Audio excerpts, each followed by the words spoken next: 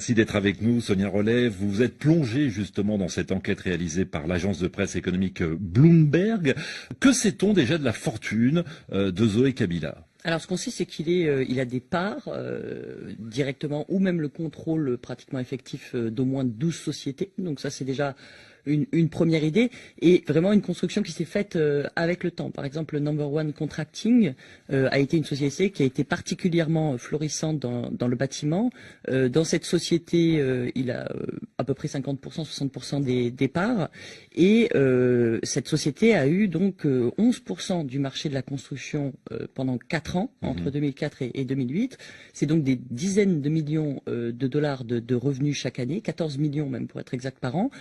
Ça, c'est une société. On connaît Cocha Investment qui a construit un hôtel de luxe sur la côte, par exemple, qui est connu, qui a des parts dans beaucoup d'autres sociétés. Notamment dans des compagnies aériennes, une chaîne de fast-food. Nando, exactement, sur lequel il a pris des parts. Donc tout cela, on l'a vu se développer. Donc parfois, il prend le contrôle avec certains membres de sa famille.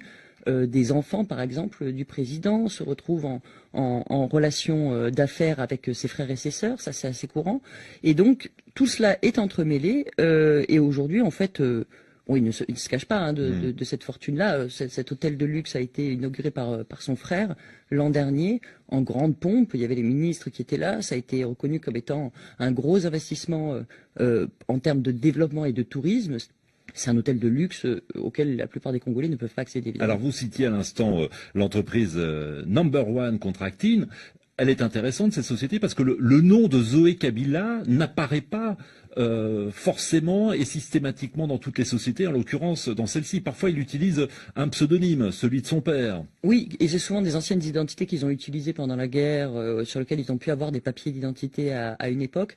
C'est Zoé Francis Toilé. Donc là, évidemment, il ne se cache pas vraiment quand il utilise ce nom. Tout le monde sait que c'était le pseudonyme de son père. Et c'est ça justement qui est intéressant, c'est qu'il ne se cache pas vraiment en fait, parce que tout simplement il est député, il peut avoir des activités commerciales et ça c'est clairement expliqué. Alors Bloomberg, dont on parle et qui est à l'origine donc de cette étude, a publié un autre rapport avec le groupe d'études sur le Congo, qui est un groupe de recherche basé aux États-Unis.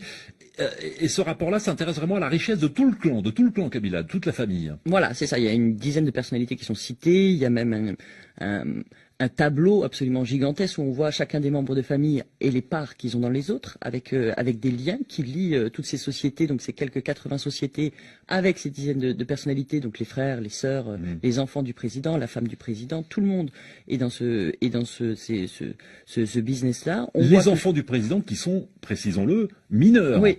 Oui. Ça, on fait les affaires en famille. Oui. Ça, c'est très clair. Et on voit par exemple que la famille, le clan Kabila, a, en termes de propriété terrienne au Congo, 10 fois l'île de Manhattan, par exemple, où un niveau de contrats miniers sont liés à des contrats miniers sur la frontière avec l'Angola, donc au Kasaï, pour 720 kilomètres de concessions minières, qui la plupart du temps ils exploitent même pas, en tout cas officiellement, puisque c'est un contrat de force majeure, c'est-à-dire que c'est une sorte de coffre-fort. Ils l'exploitent pas, ils ne payent pas de taxes non plus, mais ils l'ont en termes de concessions jusqu'à ce qu'ils décident de ne plus l'avoir. Ouais. D'où vient tout cet argent?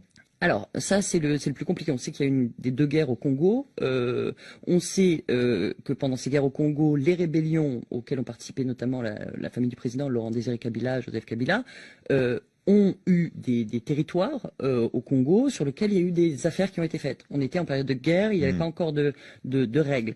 On peut tracer le début de la fortune des Kabila à partir de 2002 et du code minier, par exemple, à partir du moment où un groupe comme le groupe d'experts qui s'occupait justement de l'exploitation illégale des ressources commence à faire des rapports. Là, on peut commencer à avoir des documents intéressants. Mais c'est surtout, ce qu'on sait, c'est que la propre mère du président disait à l'époque en 2006 que finalement elle n'avait qu'un petit lopin de terre en Tanzanie. C'est-à-dire qu'avant la guerre, ça c'est clair, c'était une famille plutôt pauvre en Tanzanie qui vivait sous la protection du régime tanzanien et qui a commencé à s'enrichir à partir du moment où cette rébellion a commencé. Donc ça, c'est ce qu'on sait, mais c'est vrai que sur l'origine de la fortune, et c'est toute la question qui est posée par ces rapports, c'est d'où vient cette fortune-là, comment peuvent-ils accroître leur fortune comme ça et avoir autant de contrats. Jean Faustin nous demandait, et rapidement Sonia Rollet, parce qu'on a d'autres questions sur d'autres sujets, comment l'agence de presse et le groupe d'études sur le Congo ont-ils réussi à obtenir tous les documents permettant de réaliser un tel rapport? Là, c'est là où on voit qu'en fait, il y a toute une partie qui n'a pas été faite sur le Congo, puisque tout est des sources publiques. C'est le journal officiel, en fait. C'est le registre du commerce. C'est un site internet sur lequel on peut trouver toutes les concessions minières, parce qu'il y a eu des efforts comme ça. Mais eux ont fait finalement 1+1